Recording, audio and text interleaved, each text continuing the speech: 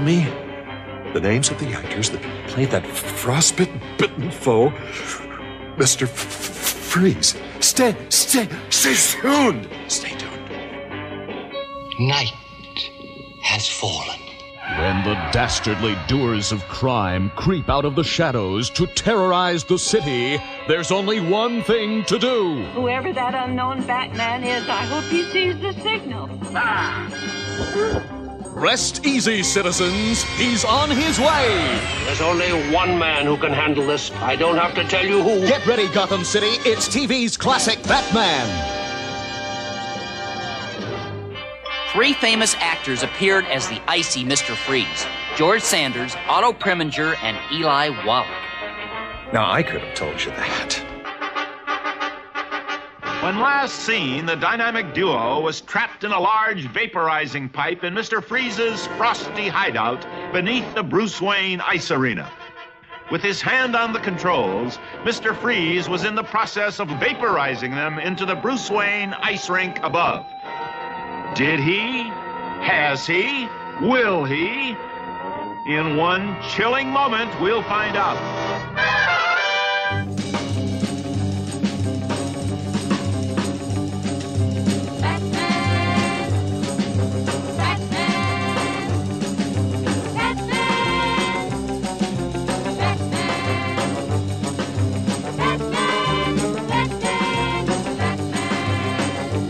Welcome back, citizens, to an all-new episode of the Bat Cave Podcast. It's your old bat chum, John S. Drew here. And, yeah, you know, it's I don't know, I almost feel like we should be playing The End of the Road by Boyz II Men. It's coming to the end of the road here, the second season of the Batman 66 series. And as I've been mentioning in recent weeks, I think the end of what we would call classic Batman 66, because Batman third season is going to be a whole different animal as we approach it. It's the only way I'm going to be able to handle it in terms of my reviews here on the podcast. But let's talk about this episode here. We've got our third and also final appearance of Mr. Freeze. And I've been looking forward. I've been saying how I loved talking to Justin Michael a few weeks ago, and I've enjoyed talking with other podcasters like Jay Smith, who will be coming up in weeks ahead. But I am thrilled once again to introduce another podcaster to the Bat Cave podcast here. Joining me in the Bat Cave is Mr. Ken Reid, the TV guidance counselor himself, the television addict. Mr. Reid, welcome to the Bat Cave podcast. Thanks so much for having me. Let me ask you, and I always ask this of all my guests here. For you, what was Batman 66? I mean, what memories do you have of watching it for the first time? Here in Boston, on one of our local UHF affiliates, WLBI TV 56, they used to show it in a 2-hour block. They'd show 2 Monkeys episodes and then 2 Batman episodes, which made sense. I guess that was probably somewhat similar to what you could have watched on TV at the time.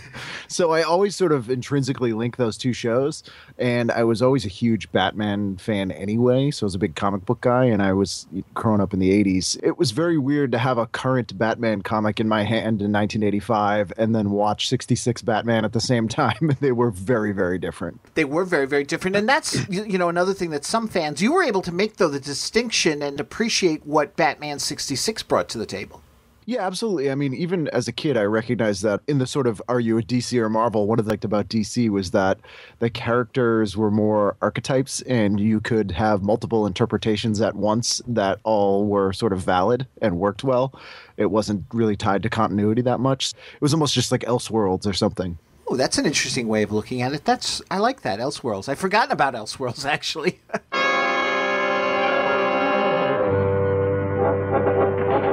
So, all right, let's talk about these 2 episodes, Ice Spy and the Duo Defy. They aired on March 29th and 30th, 1967, our final 2 episodes of the second season. And in doing the research for this episode, a lot of the reviews, a lot of the critics that spoke of this episode say that after doing 60 episodes, you think about it, this is the 30th story of the season. They did 60 half-hour installments. That's a run. When you think about it, that's I know that you say, well, really, it's actually 30 hours, and that wasn't uncommon back in the 60s, but we're talking about half-hour blocks here. So to me, it's like they did the equivalent of 2 sitcoms, half-hour shows. And when you think about it, they're like, well, at the end of the second season, the show's looking tired, and sure enough with this, I don't see that as much, though. I don't know. I thought it was all pretty exciting as we get the Gotham Queen approaching Gotham City and Dozier doing the narration. I thought, this is different. There was even that part of me that when I saw the boat, I thought maybe the Batboat was going to be brought out at some point. Yeah, I was expecting Batboat. It was a little weird to get the Batcopter later in the episode. And you had the classic great stock footage of icebergs, which was always pretty great. What struck me, too, is rewatching it now as an adult was how the show seemed low budget a little bit then, and not in a bad way, but I'm like, oh, they're sort of play acting. They're on a boat, and it seems more obvious here. But, it kind of works with what they're going with. But, yeah, I don't think it seemed... It tired up front in the opening. It seemed pretty up to snuff with the rest of the series thus far. Yeah, I would absolutely agree. And I'm just curious, you didn't happen to know, because I went looking everywhere, couldn't find it. The boat itself, the Gotham Queen, the stock footage they used, you wouldn't happen to know what movie that was from? If I had to guess from the film stock, I'm guessing it's something from the late 50s. Right. And, who knows? It could have been anything with the way that stock footage worked at that point, too. It could have been something shot and never used for anything. I think they probably just went down to the stock footage department with a form. Like, give us this. I don't know what it is.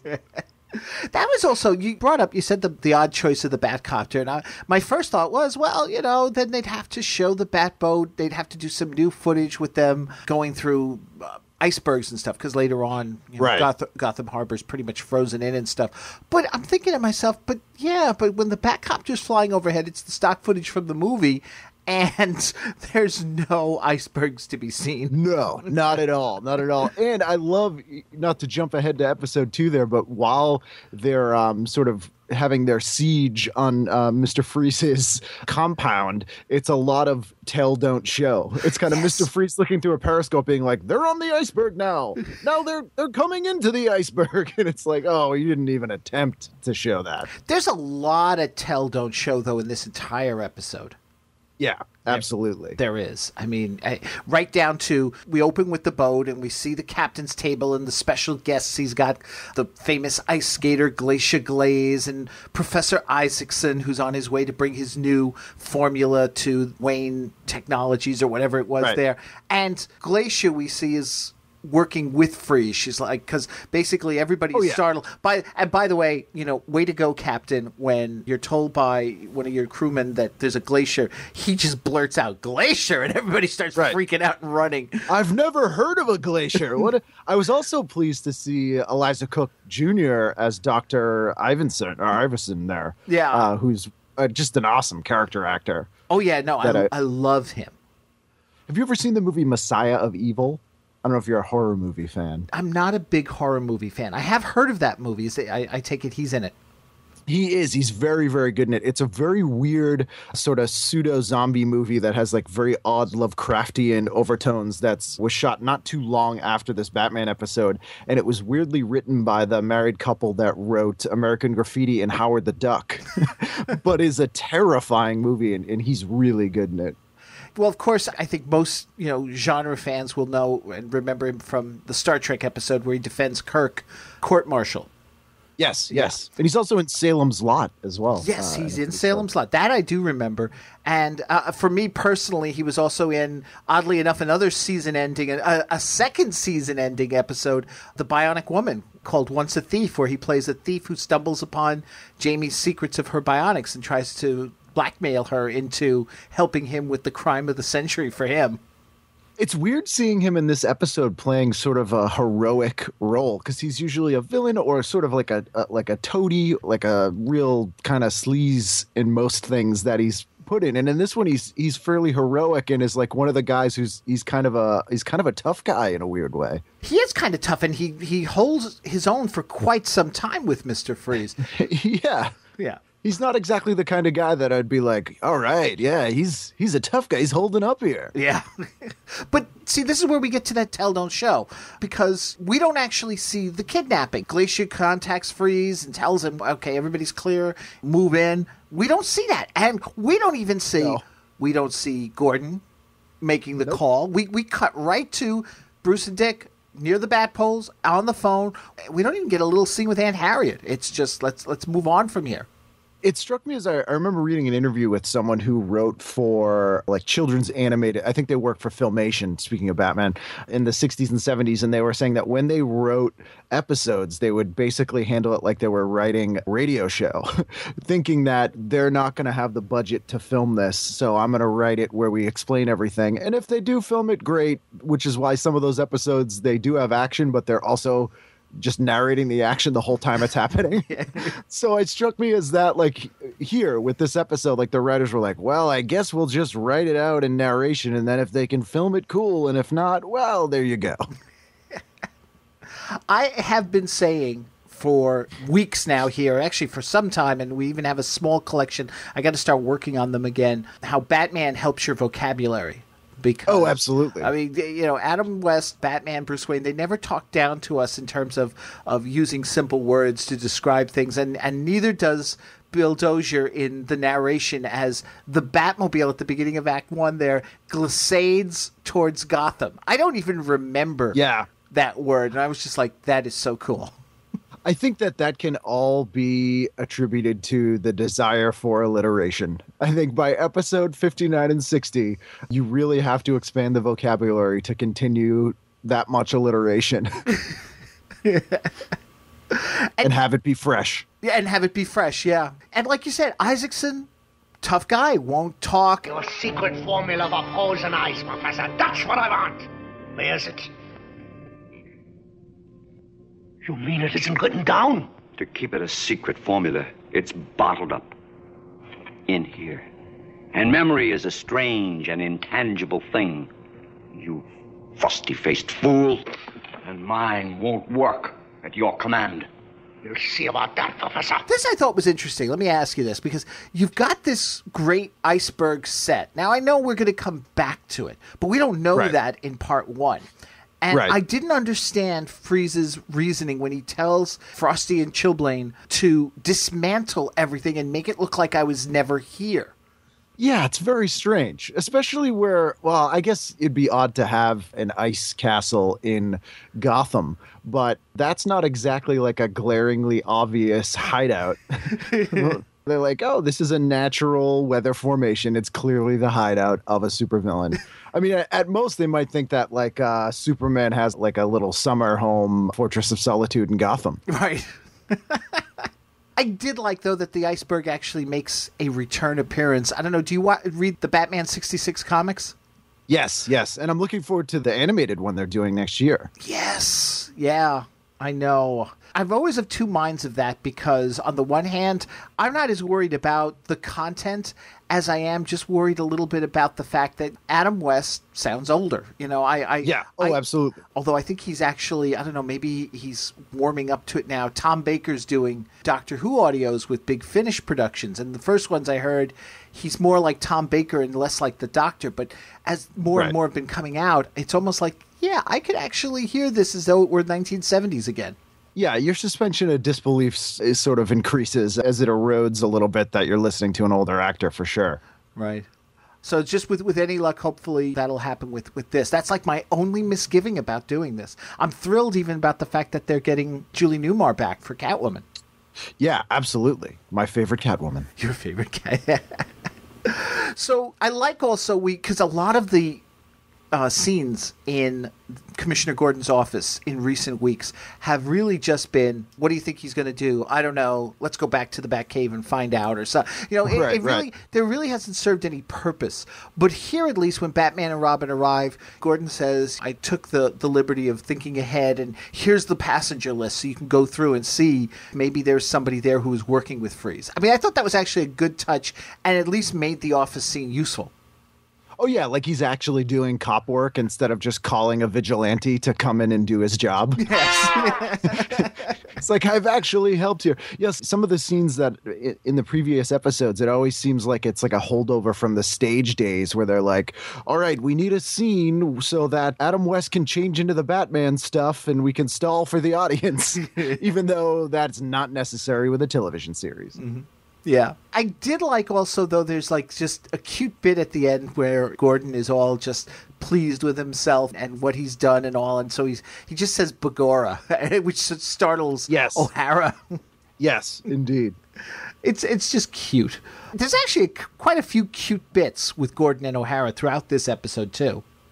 Yeah, they seem to have like a much more jovial relationship. Like, you could tell me that they're roommates and I would be like, okay, there's some sort of weird backstory where like O'Hara's house burned down or his apartment being refurbished and he's been living with Commissioner Gordon for a while, staying in his guest room. There's a whole sub sitcom there.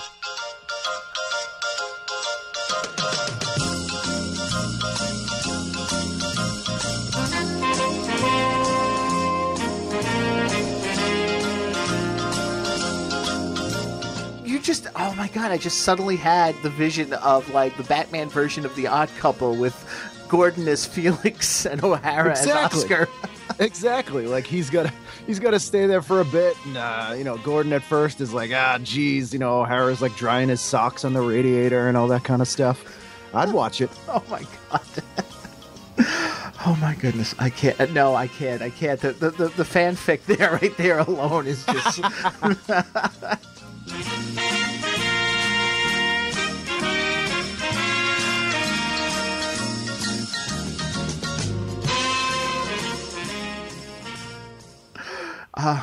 All right, so now here's the thing. We cut back to the hideout, now the new hideout beneath the skating rink. And I'll tell you, I find this scene a little disturbing, and maybe one of the more disturbing images in the entire series, because Freeze threatens Isaacson when he won't, because he comes out of the freezer and he's like, come on, I'm from an area that it's all, I forget what country he said he was from. He's from Iceland. Iceland, that's it, Iceland. Which is the weirdest thing, where that now they're implying that everyone from Iceland can live in negative 200-degree weather. Yes.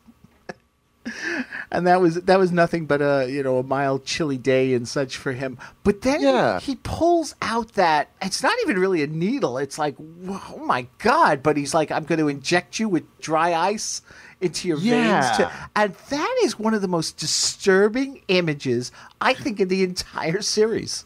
I would agree. I mean, just dry ice is terrifying generally. I think we all saw high school demonstrations or Mr. Wizard episodes of dipping a rose in the liquid nitrogen with the dry ice and then smashing it with a hammer.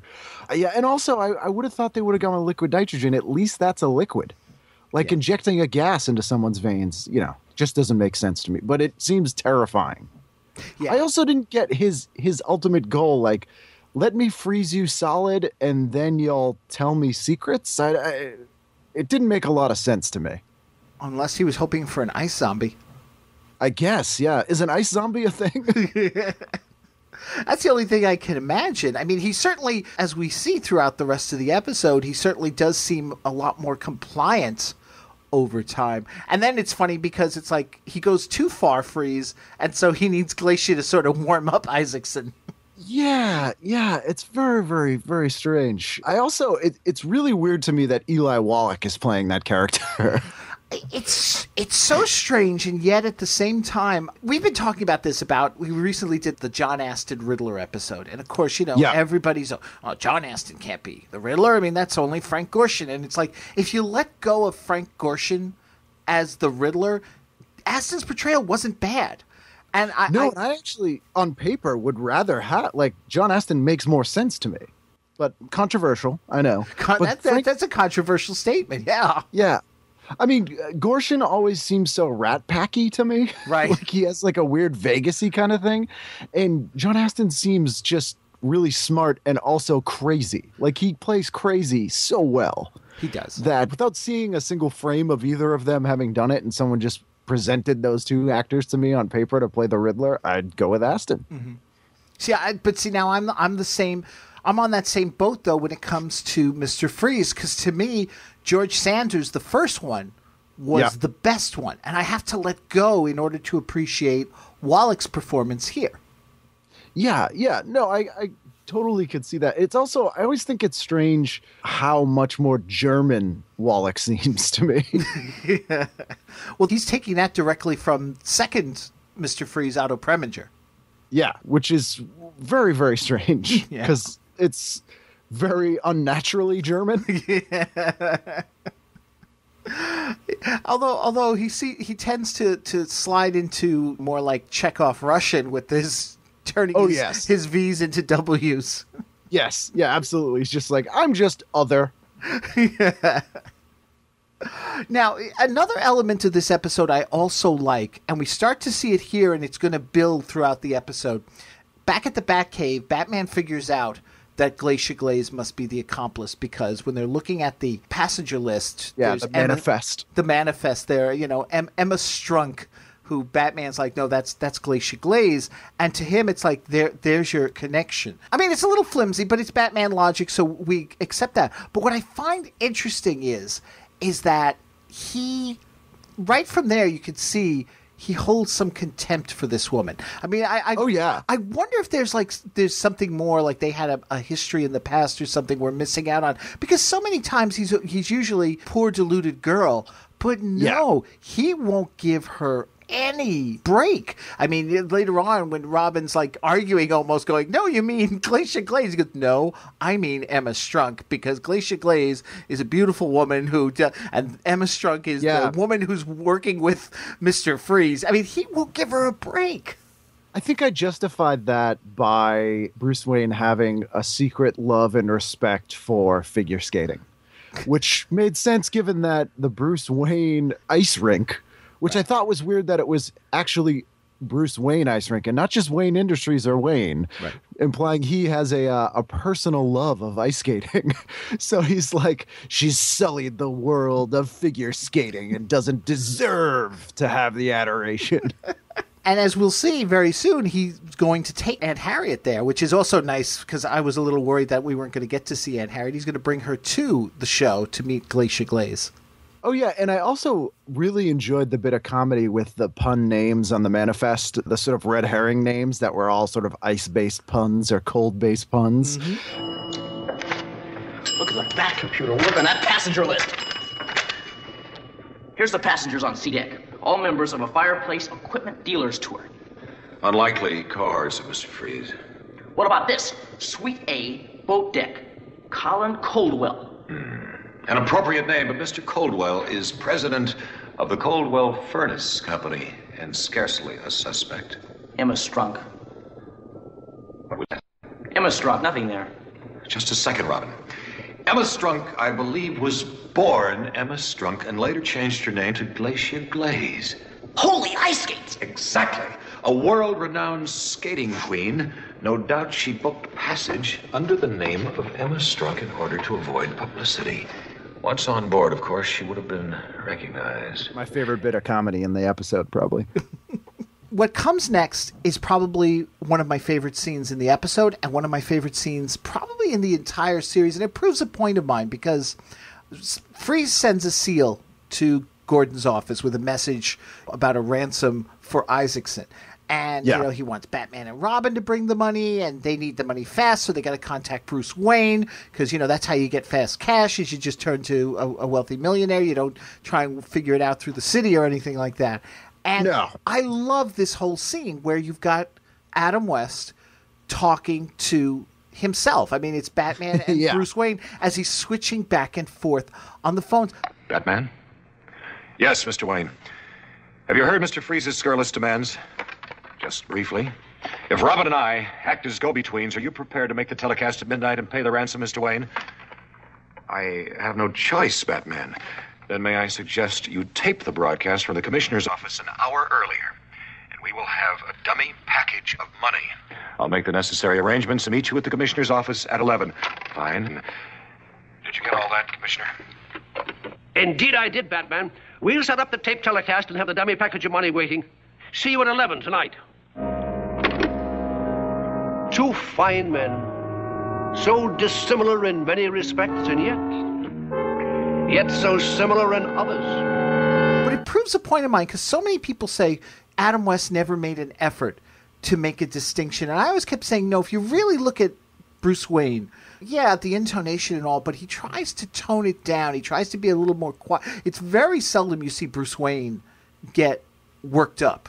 You know, it's a subtle transfer. I mean, it's not as like Kevin Conroy's Bruce Wayne Batman in the animated series is much, much bigger of a difference. But yeah, it's a subtle difference. But I really never noticed it too much until this scene, weirdly, where I'm like, okay, now that I see it back to back, he is doing different characterizations with the two guys. Yeah, exactly. And I think if you then go back and look at older episodes and such, you'll see that it's very subtle. It's very subtle. But in some ways, that's actually a good thing. Yeah, it's very rare that you would describe the acting style of Adam West as subtle. But it seems appropriate here. And also, I've never seen anyone put two phones up against each other to make people speak to each other before. I don't know if that was a common act in the 1960s. It was oddly enough, it was a common enough act in several episodes of Batman. Yeah. I think I've only seen or heard of that here. Right. Like you would think that, I mean, they had conference lines in the 1960s. We've all seen Mad Men. There's multiple phone lines. It's odd that the Gotham Police Department just has two phones. Yeah. I always thought it was interesting because we've talked about this, how a lot of times when Bruce is on the bat phone at the beginning of an episode talking to Commissioner Gordon, Dick can just lean in a little bit and he hears everything perfectly clear. Oh, absolutely. And yet nobody's picking up the fact that even when Bruce is holding the phone to his chest, nobody's hearing anything going on either end and thinking, hey, there's a little reverb here going on. Oh, yeah, or nobody's hearing Dick answer the other line. Wayne residence, Dick Grayson here. I know. Oh, God. We come to Act 2, where Aunt Harriet now gets to meet Glacia. And I like this. I mean, because it basically tips off the whole thing, because she sees the compact. And I guess it's just like any woman. Oh, my goodness, how cute. Let me grab this and open it up. And it's none of my business, but I'm going to do it anyway. Let me grab your personal makeup. Also, compact, not that exciting. I don't think it would cause me to grab it off a counter. It wasn't that nice. Well, it's fun. I do find it funny how 50s, 60s, I guess, even into the 70s, the compact and the design of cases holding compacts and stuff were considered fashionable. I mean, I don't think anybody thinks about that today. No, not at all. Although you rarely, maybe it's just me, but I rarely see people sort of publicly applying makeup from a compact these days. But it seemed to come up quite a lot at that time. Yeah. And, of course, the compact is the communicator she uses to talk to Mr. Freeze. And he's there thinking there's just something wrong with his communicator because there's no answer. So he's talking away and she tries to cover it up by saying, oh, no, it was playing music, It's a music box. Yeah. Figuring the dotty old woman will buy into that. But you can, and it's interesting, too, because this is one of those times where usually Bruce is a lot more, whenever he's on to something, he's a lot less obvious in his aha moments. And you look at his face and it's just like, I get it now. I'm right, Yeah, like he's going to be like, all right, it's over now. I know, like, just call her out on it right then. Yeah. I'll tell you, though, knowing this is one of the last times we're going to see Aunt Harriet makes it even all the more sad, because then they go upstairs to watch the show. We see them in the booth, and I'm just like, she's only going to appear twice in the third season because her health was failing her. Right. And it just, for all bittersweet. It's bittersweet because, I mean, for all the joking we do about sometimes how useless the character was in general and how it was all tied into Seduction of the Innocent and old, what's his name there? I can't even think of his name now. Dr. Frederick Wortham. There you go, Wortham and all. In watching this series again, I've come to really love the Aunt Harriet character and Madge Blake's portrayal, because when you see her in other TV series and movies and stuff, she isn't even half as lively as she is on Batman. Yeah, she seems very much like a Bewitched character to me, sort of coming into the Batman universe from the show Bewitched, not someone who's actually been the victim of a witch's curse in some capacity. It seems like a character from a different show, but for some reason works with Batman. Yes. She was in an episode of Bewitched, wasn't she? She has to have been. Yeah. Like I'm like, there's no way she didn't do a double take seeing some sort of magical thing happen. Or she could have been part of that, the group of old ladies that showed up in the early seasons there along with Aunt Clara. Yes, the Witches' Council. Yes, the Witches' Council. Oh, now we get to this thing where, and it seems a little convoluted, but it all makes sense. Bruce gets a call from Dick. Their plan is ready to go into motion. Dick is waiting at police headquarters. He's having the Batmobile sent by remote control because he's not able to drive it yet. That's still the beginning of the third season. So, and they use those great bat jamming devices that they put in the phones. Yes. So nobody can overhear their conversation, just in case. Yeah. Yes, exactly. Bruce is going to go meet him there, do his bit in front of the camera, which they're pre-recording. And, a nice little bit there, because usually, we'll do some convoluted thing where Robin and Alfred dressed up as Batman might be off in the distance. They'll take the money from Bruce. But no, we don't even bother. We got, instead, Bruce just standing there annoyed that Batman didn't show up on time. Which is a great way to throw the suspicious nature of his relationship with Batman off for people. Right. But what I love is then there's that line from Gordon where he's like, well, he's usually here on time. Maybe he got stuck in traffic. I'm like thinking at 11 o'clock at night. Right. A man who has a helicopter? Yes. And who has a jet-propulsed Batmobile. Right. I also, when he mentioned that, wanted a whole scene of Batman stuck in traffic, like what the other people stuck in traffic would think. Like, what is it? Like, clearly, if he's going somewhere, it's an emergency. I don't think he just takes the Batmobile to, go down and pick up some milk or something. Right. So these people should know who he is and get out of the way, like an ambulance. They should handle it like an ambulance. He's got the lights. I'm sure they're going, especially at 11 o'clock at night. He's got the lights going. Yeah, exactly. Oh, man. So he makes his retreat. He's like, well, we're going to go, and if you need us, let us know. It gives him the opportunity to slip away, and very quickly, I mean, wow, he's like out the door, and Gordon makes a comment, I wonder where Batman is, and then boom, 2 minutes later, less than a minute, whatever it was, there he is. Yeah, perfect. Yeah. Perfect quick change artist. Mm-hmm. So they take the money, and off they go, and here we go. The last window cameo for the series, and what do they end it with? What goes on around here? Just be calm, citizen. I'm no citizen. I'm here from London for a manufacturers' convention. Then welcome, sir, to Gotham City. You must be that gentleman I've read about. Aren't you a king or something? Robin, England has no king now. England has a queen, and a great lady she is, too. Yes, that she is. But in a way, the lad is right. I am sometimes called a king. Carpet king, that is. Holy floor covering! Very apt, Robin. And speaking of floors, I think we should be dropping down a few more right now. Good evening, sir.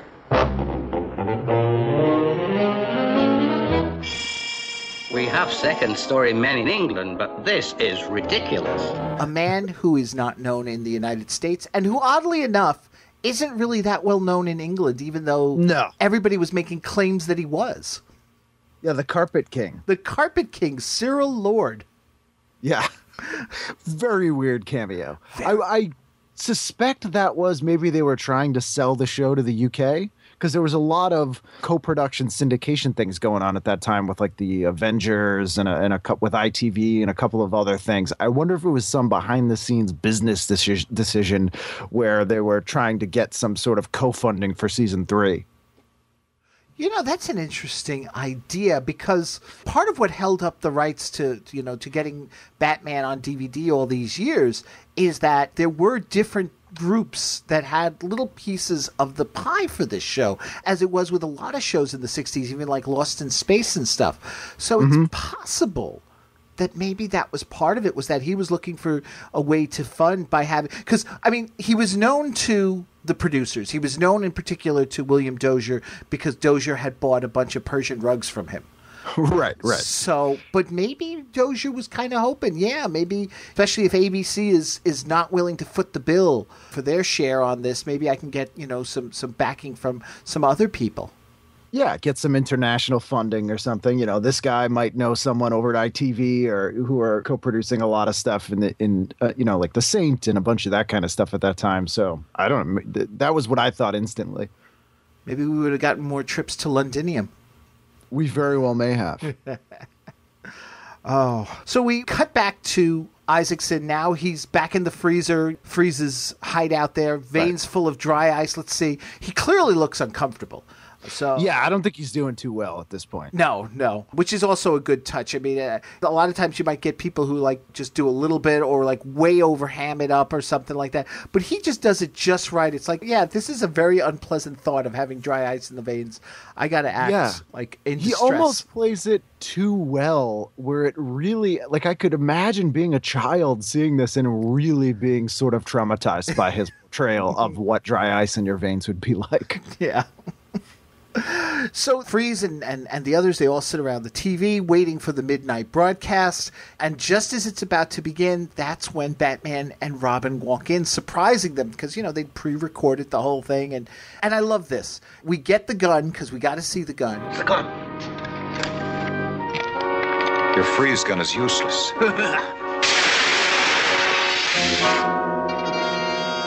Thanks to the super thermalized bat skivvies we're wearing. Skivvies?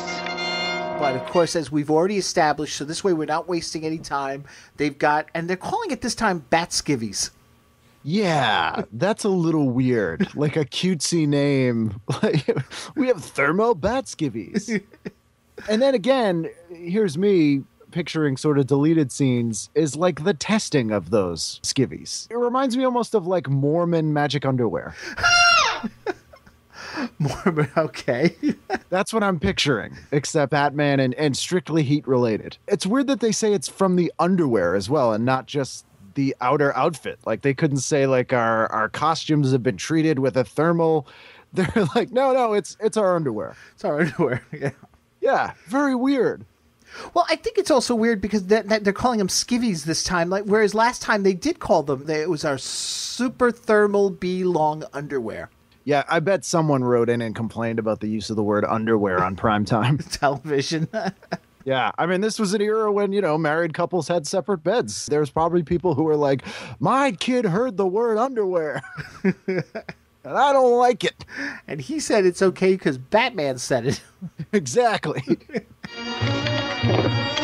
Iceman, to the attack! So since the gun doesn't work, the bat fight breaks out, and Robin is quickly taken out in this fight. I also want to mention that that Batman flinches when that gun gets shot at him a little bit. Like he's really trying to pretend that but whatever the gas was that they shot at him, he does flinch a little bit. Wait, do you think it's the gas, or do you think it's also the noise? Maybe it startled him? Push him in a quick freezer with a professor! It could be. But I'm like, I felt for him as an actor, because I'm like, he's really trying. He's really trying there. Better yet, toss him into the vaporizing transparent pipe pump! Yeah, Robin gets taken out far too quickly. Far too quickly, and sadly enough, because in the second episode, when there is a bat fight, they're using the movie music. This is the last time we're going to hear the bat fight music on a regular occurrence. There's going to be a couple of times in the third season, but most of the time the bat fights are always going to be background music. Right. So that's really sad. So he's taken out quickly. They load him into this sub-zero temperature vaporizing cabinet. And yeah, a very complicated process, like a 3-step murder. Yes. All I have to do is turn on the sub-zero temperature gauge. And when they've cooled down a little, I will activate the vaporizing pipe pump and evaporate the Cape double crosses directly into the ice of the Bruce Wayne ice arena. Imagine, Glacier, being able to do your famous waltzing arabesques directly on Batman and Robin. Behold, they are beginning to frost already.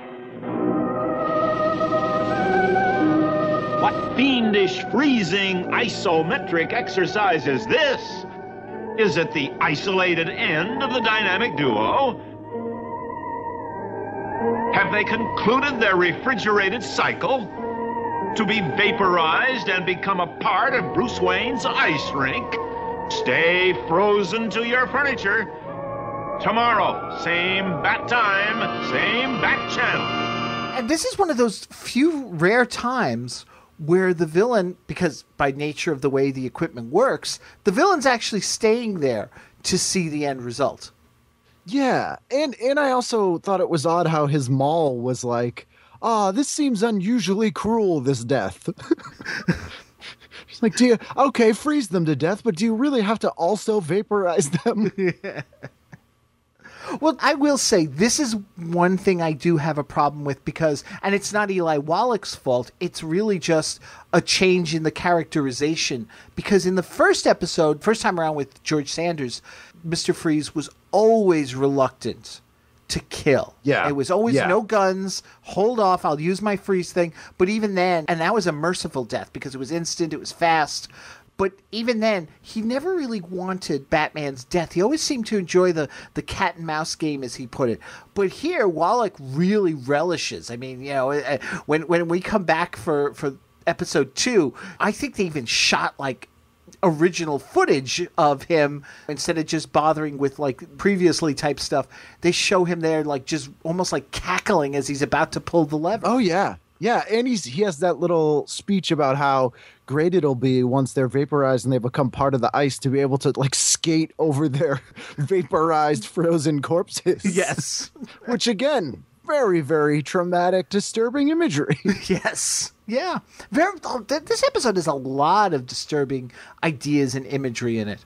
Absolutely. And also, I want to mention how great that seal was. And I wanted more of the seal.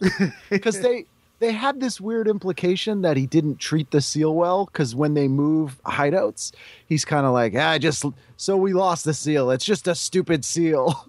And then you kind of cut to the seal who, like, I'm like, oh, the seal is going to be the one who flips on him. That would have been interesting if you could have had like the seal trained in such a way that maybe at the end he sort of takes out Mr. Freeze or something. Yeah, because I expected, like, I don't know why, but I assumed the seal was female, and I assumed the seal was jealous, like secretly in love with Mr. Freeze, and then feels just burnt by his dismissal of the seal's death, and is like, I'm going to get you, Freeze. The seal has its revenge. We get another one of these tell, don't show moments because the cabinet is all frozen up. It's covered in the ice and stuff, and Freeze throws the switch. And when we cut back to the cabinet, it's empty. Yeah. Conveniently, his plan to vaporize them would also look exactly like them escaping. Exactly. And as we'll discover, they did escape through an escape hatch that we didn't see. And I'm assuming that they were discussing that, because this was also interesting. As the credits are rolling, you know, we're seeing special guest villain and all that. They're talking to each other. Yeah, absolutely. They're doing a lot of talking. Yeah, yeah. And before episode 2, I thought it was all, this is your fault this happened kind of talking. Oh, my God.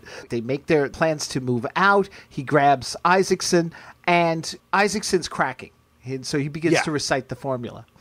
Yeah, he has definitely gone past the breaking point at this point. Right. But then, weirdly, doesn't know how the formula works. Well, that was the funny thing. He's like, well, you know, that's why I was coming to New York. I guess that's part of what Bruce Wayne Enterprises or his science labs or whatever was going to help him with. It's like, now that I've got this formula, what do I do with it? Yeah, but also, how do you know that the formula is the formula for that if you don't know how to make it work? That's not really something you sell at that point. That's literally just a theory. And not a scientific theory at that, because it's been tested in no way, shape, or form. Right. Here's some numbers. I think it'll probably work. If you put them all together the right way, it's going to produce ice. How? I don't know.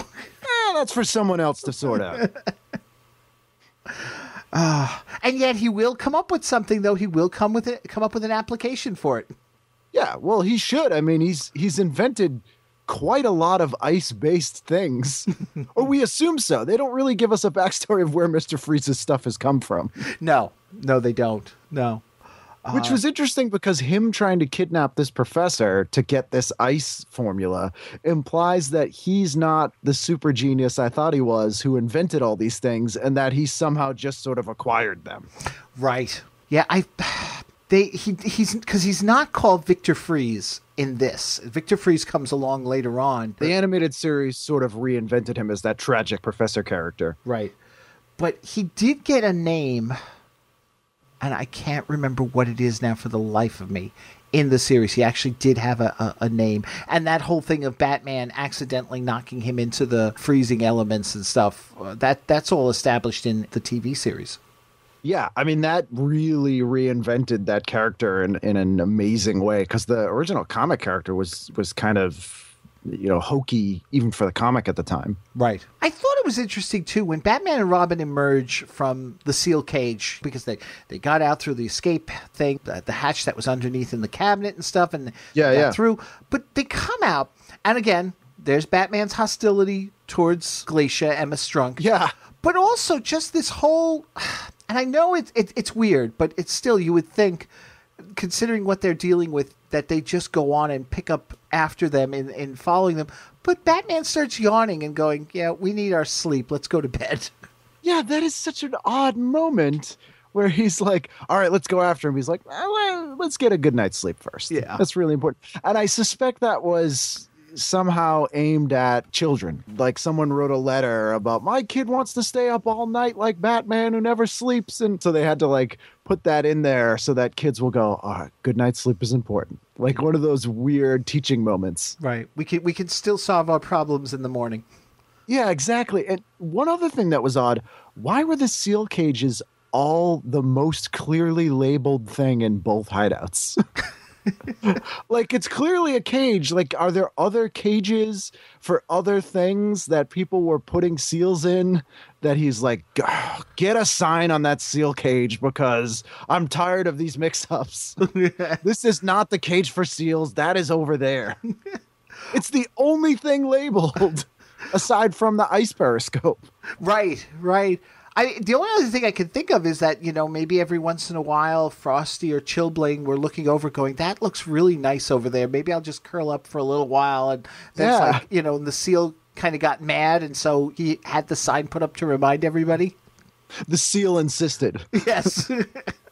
And the thing is, though, it's like, okay, we tell our kids that the next morning we could solve our problems, let's say that. But the next morning, now the problems have gotten worse because Gotham City Harbor is covered in icebergs thanks to Freeze using an ice magnet to bring them in as a way to obscure, in case anybody did start thinking that the iceberg is, because he's gone back to the iceberg hideout. They've reestablished the whole thing. Everything they dismantled, reestablished. Rebuild it.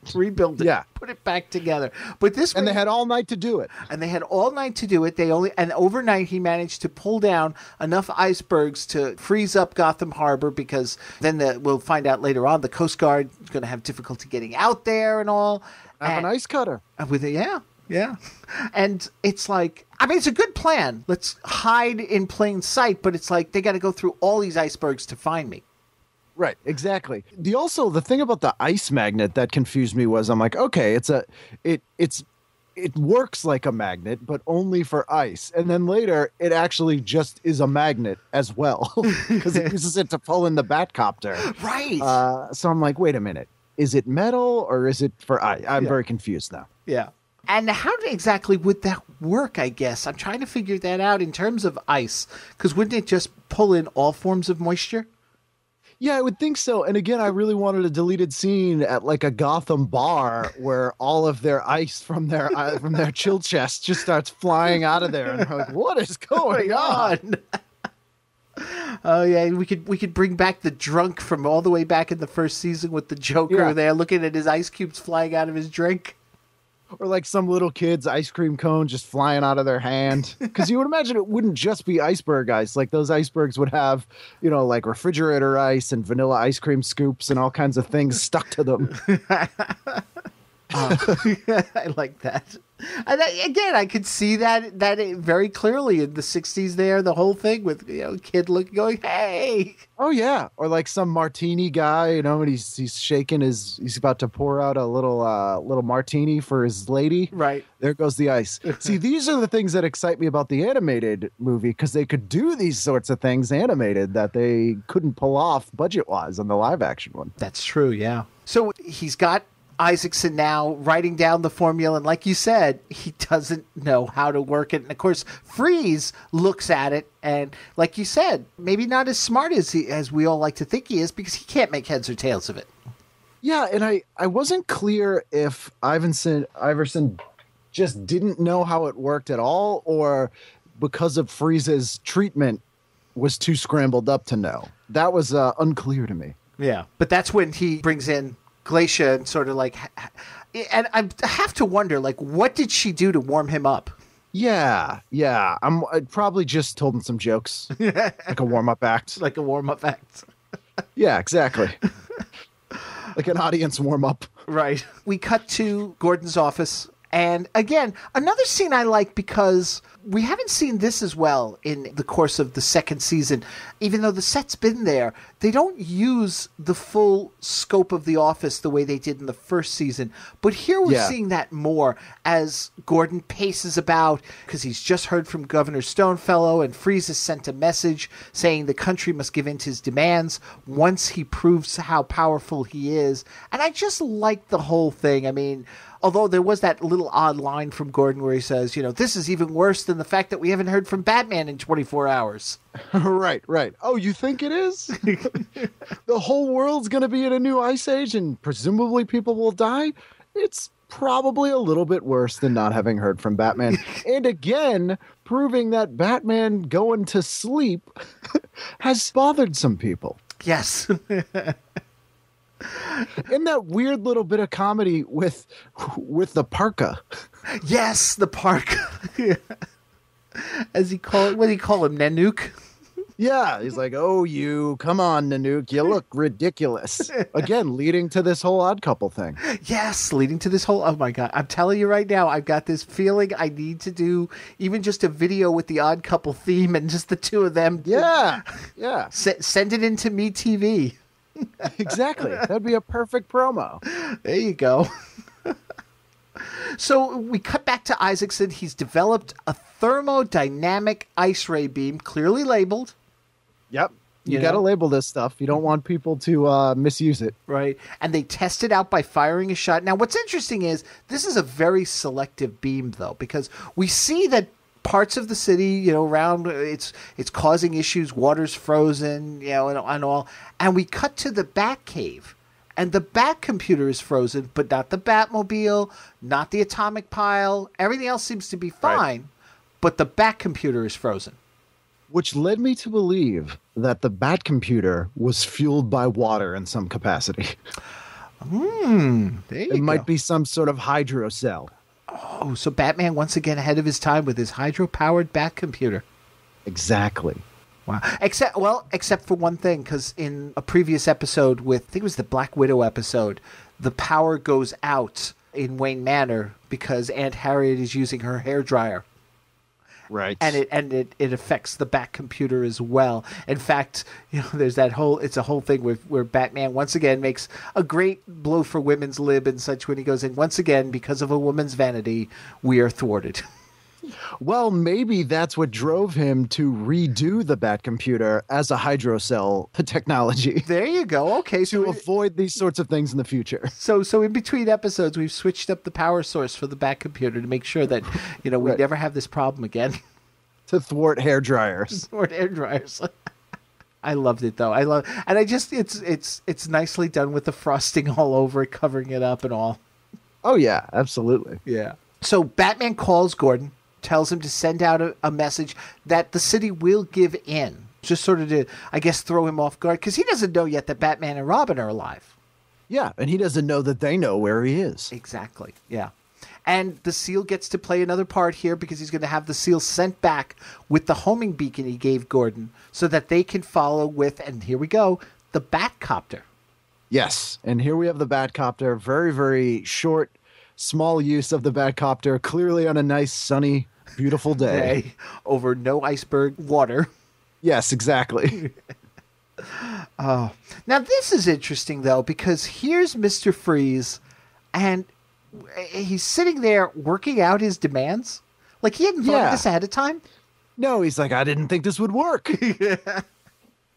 I think in some ways this is also why maybe it's just a change in the character, and I guess it could be considered an evolution of the character. But at the beginning, Mr. Freeze was always just about revenge on Batman. It wasn't so much about hurting the city. He was always reluctant about doing anything. Now it's like, okay, I'm evil and wahaha. Right. I'm just into this. Yeah, and it's like, but what do I want? Maybe, I mean, you could probably justify it by saying that the longer he is frozen, the less tied to his humanity he is. Ooh, okay. Get a little metaphysical Getting here. a little metaphysical. You know, and it's funny because throughout the whole first episode and most of the second episode, there haven't been that many ice puns, but for some reason in this scene, they decide to make up for it and just go full force with all the ice jokes they can make. Meanwhile, in his refrigerated refuge, Mr. Freeze and his frosty flunkies work out our demands. Can you think of anything else? The part I like, boss, is that complete guarantee of immunity. The part I like is all that ice like in diamonds. $50 million is not to be sneezed at. Though, of course, I never catch cold. Aren't you skating on thin ice? How do you expect payment to be made? By Batman and Robin, of course. Now, Frosty, you seem to forget. The dynamic duo are now defunct. Oh, that's right. Part of an ice rink. I guess we can call them now the Vaporized Vanquishers, eh? Hey, boss? That's not bad, Frosty. Vaporized Vanquishers. Yeah, here's 2 episodes worth of ice jokes in 1 minute. Yeah. At least one thing with the Batcopter, we did learn that there are bat pontoons. Yes, absolutely. I mean, I had always assumed, but it was nice for it to get confirmed. Right. So that the media could stop speculating. But once again, tell us, don't show us. Exactly. You know, because we haven't shot that footage. Because we haven't shot that footage, yeah. And we get the scene with Gordon and the parkas, like you pointed out. And we also get our second reference now to Barbara Gordon. Barney, please call my daughter Barbara at college. Ask her to take a later plane home. I want to meet her, of course, but I have some cool facts to face before I get to the airport. Yes, they're starting to plant the seeds for Barbara Gordon. Although the weirdest thing about that was, and I don't know if air travel was just different in the 60s, but he's like, call Barbara, tell her to take a different plane. Like, I'm just going to take a later plane an hour before takeoff. Right. Maybe you could have done that. I don't know. Maybe. I don't know. Well, you know, travel in the 60s and 70s is way different than what it is today, I'll tell you. That's very true. Very true. I remember as a kid, it was always a big deal to go on a plane. So my mom would take us out and we'd actually buy our plane clothes. Yeah, as well you should. You know, now it's a little respect. Yeah, well now it's just, you know, as long as I'm comfortable, I you know, go in my jeans and sneakers and my Hawaiian shirt and I'm off and ready. I'm wearing almost a suit and tie in the 70s. Oh yeah, absolutely. You've dressed better to fly to the place you're going than you will the entire time you're at the place you're going. So we get back to the iceberg, and like you said, again, more tell, don't show, as Mr. Freeze realizes that the seal has returned, and wait a minute, the seal has returned. Something's going on here, and so he goes and looks, and he tells us as Batman and Robin are approaching, and they're coming down. He pulls out the gun again and gets it ready, but again, and it's just because we got to show the gun, because we haven't used the gun for any crimes. So and it ends up being almost a frame by frame replay of the first encounter. Yes, it does. It does. And I also found it interesting that the henchmen are very pleased to see the seal. They like the seal. He's their buddy. He works with them. You know, they're like, oh, he's not dead. We thought he was dead. Isn't this great? And Freeze is all kind of like, jeez. I thought we got rid of that seal. I thought we got rid of the seal. Maybe that was it. Maybe that was the problem, was Mr. Freeze was actually crawling into the seal cage, and the bad, you know, his henchmen were like, you know, they put the sign up to remind Freeze. Yeah, it's only for seals, Freeze. Iceman, to the attack! Oh, and we get our final bat fight of the second season. Like I said before, we get the movie music instead. But I also noticed something else, because Burt Ward and Adam West get a lot more screen time in this. It's not the stunt doubles. Yeah, and they actually have a few pretty convincing punches in this one. Yep, they do. Which is kind of interesting. Mm-hmm. What I thought was also interesting was that Burt Ward, this time around, because his stunt double, you knew, on one level you knew because facially he had the receding hairline, and he also had a big nose. His stunt double. But he also had this distinctive way of always starting the fight, how he would sort of lunge forward, stamp his foot, and shout. Right. And Burt Ward mimics it in the fight scene. Yeah, he's learned at this point. Right, which I thought was actually a nice touch. I'm getting out of here, even though normal temperature may mean my death in spite of my collar. Maybe not your death, Mr. Freeze, but at least a good long cooling off period. In our local Siberia. And take him away, Officer Sherman. It made it a little more convincing. And I don't know why I picked up on this in these particular episodes, but did Adam West seem a little bit more unshaven in this episode than he did in the rest of the season? Like in the Batman guys, he's definitely got more of a 5 o'clock shadow in all these scenes. Maybe it's because I was watching the Blu-rays and it was more noticeable, but I was like, Batman's looking slightly more haggard in this episode. He did look a little more haggard in this. I agree with you on that. I had to wonder if it was just the Blu-rays or if it was just I need to, pull out the bootleg ones and take a look again. Yeah, because it's like, was he just like, I'm not shaving today? No. Yeah, he definitely did. It's the end of the season. It's like we're almost out of here. Yeah, I'm gonna look a little Miami Vice. Yeah, 20 years before that. Right. And again, no pity for Glacier Glaze. Her too, Batman. I'm afraid so, Commissioner. Emma Strunk is as guilty as the rest of them. Emma Strunk. I'm Glacier Glaze, Batman. To the world of the rich and renowned, such as millionaire Bruce Wayne, you may be known as Glacier Glaze. But to the world of the crime fighter, you're known as Emma Strunk. No, absolutely not. Yeah, she is a willing participant in her own downfall. No, I just thought that was so interesting, and I gotta wonder, maybe it's the ice skating, maybe they had something a long time ago and he's disappointed. Whatever it was, there was just something there that needed a little bit more backstory. Yeah, I agree. Now, it's interesting because after they're all rounded up, taken away and everything, we get our concluding scene. And when we go into the third season, they're going to cheap out on a lot of the sets. I mean, even the study, Bruce Wayne's study, is actually going to be cut in half. It's not going to be as big as it was in the previous 2 seasons. It's actually a smaller set. And for some reason, I thought this was interesting. Our final scene is a brand new set. Which this scene struck me as so incongruous with the rest of the episode. It's so bizarre. Like, it goes on for too long. It just has this weird... I'm like, are they trying... Were slot cars new? Like, is this like a sly product placement? It's a very weird scene. It is. It's all very weird, just the way they all play it out. And they tried to shoehorn in, see, we're gonna name the cars after the bad guys in this episode, or, Yeah, because it's like there really is no reason for grown adults, although I understand Dick is playing a teenager, to be just playing a slot car game. And then they just mention slot cars so much to like tell us what that thing is. And they're like, slot cars are such a great time. Yeah. And it just goes on and on and on. And there's a clear line flub right at the end there from our beloved aunt. Oh, what was that? Mercy alive, that terrible man.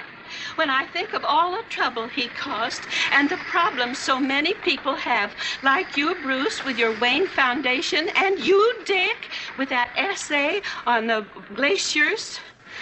My, I'm just so glad that I thought of this playroom and this slot car raceway. It's her last line. She clearly flubs the first part of the line and then kind of rescues it, but it's clearly not an acting choice. Oh dear. Oh, that makes it even sadder now. It really does. It really does. Oh, so they're just like, fine. No, it's fine. Don't do it again. Well, before we get into our final rating here for the episode, there's a couple of elements of the episode I just want to touch on here. Eli Wallach, for starters, again, just like many of the actors who came on in the second season, they either did it because of the success of the series, and it was like, well, it's the cool thing to do, or in his case, his kids were like, you got to do this. You got to go on this show. And when he was given the opportunity, he was like, yeah, I want to. What's interesting is that they had actually tried to get George Sanders and Preminger to come back and do it. Sanders was working on a movie at the time. Apparently Dozier asked Preminger, but everybody was pretty much against the idea because he was such a pain in the neck. But he was still asked.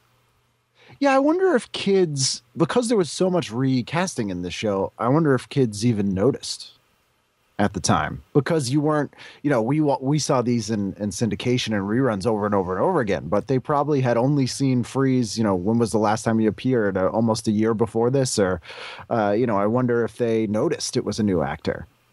That's a good question. I mean, I can't recall. I mean, or it just didn't bother me because I know the only one that ever really, and oddly again, I'll say it, the only one that ever really bothered me was Riddler, was John Astin. That was the only one that seemed to, I really took note of as a kid. It didn't bother me. I never, for whatever reason, especially when you consider the portrayals are so different, never seemed to bat an eye with Eartha Kitt and Julie Newmar. Which that one I would have thought really would have bothered kids. Yeah. I mean, I remember that bothering me growing up. And Eli Wallach, the strangest thing, I mean, probably the thing he's most known for to people is The Good, the Bad, the Ugly. And that was, less than a year before this Mr. Freeze portrayal. Right. Which is very, very strange. And yet he was quoted as saying that of all the roles he ever played, the most fan mail he ever got was for playing Mr. Freeze. I believe it. Which is so odd considering the show was kind of on the outs. You would think that it wouldn't draw as much attention, but it did for him. Yeah. Oh, I believe it. Mm-hmm. There's also Leslie Parrish, who played Glacia Glaze. She had appeared previously in the first season episode, The Penguin's a Jinx, as movie star Dawn Robbins that Penguin kidnaps. Maybe this explains Bruce Wayne's dislike of her generally. Maybe she's the same person. In some capacity. Maybe. The goons this time around, I mentioned it before, Frosty and Chilblain, but that's about as far as we go. We get names, but they don't really have any real personality to them. They're, once again, just something for Batman to punch. Although I did miss, and I have to go back and look at that happiness they seem to have at the return of the seal. It's really not that's a nice little character moment where they're like, oh, hey, boss, he's back. And I'm like, oh, that's nice. Here's a really interesting thing about Leslie Parrish. She's actually from the town that I'm from in Massachusetts. She's from Melrose, Massachusetts, where I grew up. Really? Yeah, which is about a mile from where she grew up, about a mile from where I'm sitting right now. Well, that's, when you think about it, that's, kind of serendipitous then that you worked out being on this episode. Very, very odd. That's a real plate of shrimp moment, to quote Repo Man. All right, let me ask you this trivia question from Joel Eisner's official Batman Bat Book. Yep. This one's actually pretty easy. Where does Chief O'Hara keep the seal while it's at police headquarters? In the bathtub down the hall. Yeah, the bathtub down the hall. What was it he saying? Happily flipping away or something like that? Weirdest thing about that, there's a bathtub in the police headquarters. I thought that would be kind of a shower zone. Right. You don't picture prisoners just having a bath. No. Nice relaxing bath. But Police Commissioner Gordon's headquarters there was always an odd place because, first of all, his offices were on the 13th floor. And if you look at that building, it doesn't look like it's 13 stories tall. No, not at all. I mean, I just always thought he was bad at math. And it was the kind of place where the Archer was able to hide out in plain sight down in the basement. Right. It just was always an odd building. The geography of it didn't make a lot of sense. Right. I had a friend who actually recently went and did the tour and got to have pictures taken right outside the building. Oh, cool. Yeah, which was really cool. Favorite Bat Gadget? Did you have one this episode? Yes. I don't know if it counts as a gadget, but the fact that he keeps live fish in his utility belt implies that there's some sort of fish tank gadget. well-prepared crime fighter. I love that, too, because he's like, he's got the fish there. He's feeding it to the seal at the end there. And of course, he's like, I always keep live fish. And so he's moving his hand just enough you could tell he's trying to make that thing look lively. Oh, yeah, absolutely. It's not like woo-woo. It's I can't hold on to this. I mean, come on, it's a little fish. Yeah, he's really trying to sell it. Yeah. I would have to go with the bat skivvies, and also I thought it was interesting, just for added protection, the bat lozenges. Yes, which I was unclear on how those worked exactly. Yeah, but I still thought it was interesting. He's like, have you almost finished? I don't think he said the word sucking on, but he did. But yeah, something to that effect. He almost did. He almost did.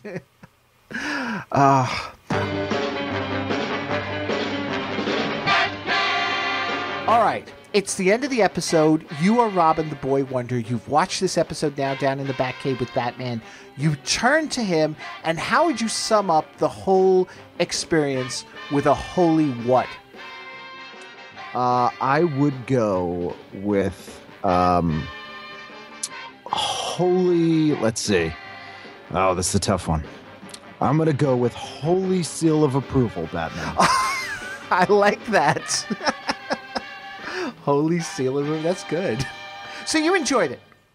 Yeah, I mean, it's even the worst Batman episodes, I think, are always enjoyable for various reasons. It was definitely not one of the most memorable. The villain was not one of my favorites. And it is getting a little bit obvious that the production schedule was getting to people. But yeah, it's always enjoyable. Mm-hmm. All right. I would say holy style over substance. Yeah, I think you could sum up the whole 60s with that. Well, there's that too, yeah. I mean, there isn't much plot to this story, but there's some really stylish moments. I love the beginning, the whole opening with the boat and the the captain's table and all that. It just offered a promise. You could get upset and say it didn't deliver on the promise, but I still liked it. I liked the bits like I said, the whole pacing of Gordon in the office, just because the cinematography of actually showing the full office, it worked for me. And some of the lighting choices, I didn't really get into that, but some of the lighting choices really worked out well in this episode. Yeah, there was a lot of great purple gels, and there was a lot of depth in some of the stuff that was visually very interesting to look at. Yeah. I still like this one. I can't say I'm happy that it caps off the second season. I would have preferred it somewhere else in the season, but I actually do like this episode. Yeah, I mean, I think if it was in the middle of the run of the season, it would be probably a little more fondly thought of because it doesn't have that big ending feel. But yeah, it's solid. Yeah. All right, so turning to you for a moment, Ken, tell us what's going on over at TV Guidance Counselor. What's going on with your stand-up career? It's TV Guidance Counselor still going strong. I have my episode 100 coming up in a month or two. I'm putting together a clip show, and weirdly, it's actually episode 120, I think, because I wasn't numbering live ones and specials. So that's exciting. The guest this week on the show is Janine Garofalo, which that episode comes out this very day that this episode also is released. So that is exciting. Yeah, and I'm just keep plugging along here in Boston doing that stand up. I'm out and about. You can go to iCanRead.com and see if I am in your area. Hopefully I'll be doing some more festivals in the fall, and yeah, I'll be around. Are you coming into New York again for Comic-Con this year? They haven't asked me, so probably not. I might head down there anyway. I haven't been down in about a month or so, and try to do some episodes with some people while I'm there. All right, very cool. Very cool. Yeah. Well, thank you once again. I really do appreciate you agreeing to be part of this. Oh, you're very welcome. Thanks for having me. It was a lot of fun.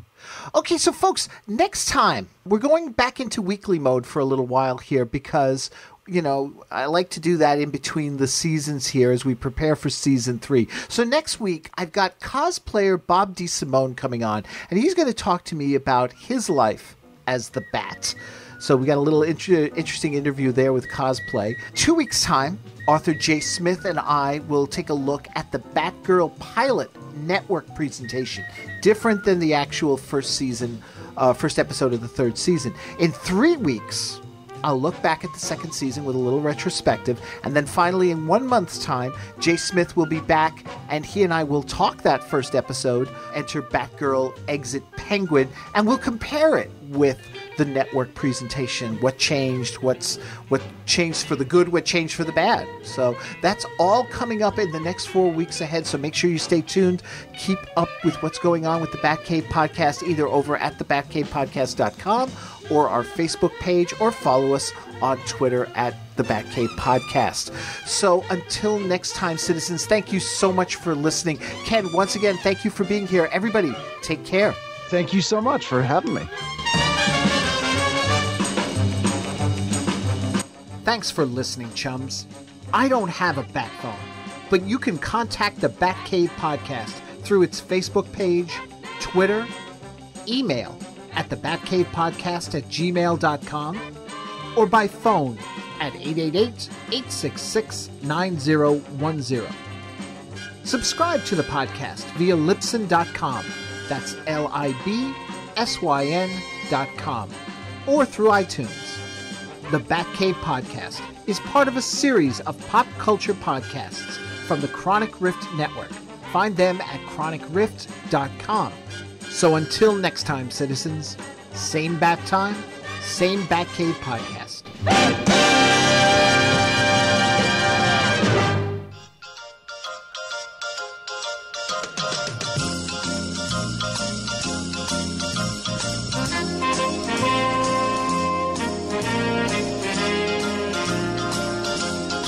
At midnight tonight, millionaire Bruce Wayne, head of the Wayne Foundation, is to make a televised broadcast from this office that the money is ready to be paid. He'll only deal directly with Batman and Robin.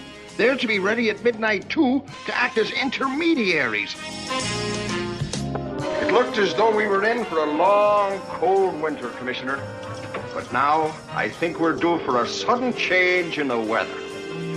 Begorra. Okay, Nanook, let's go.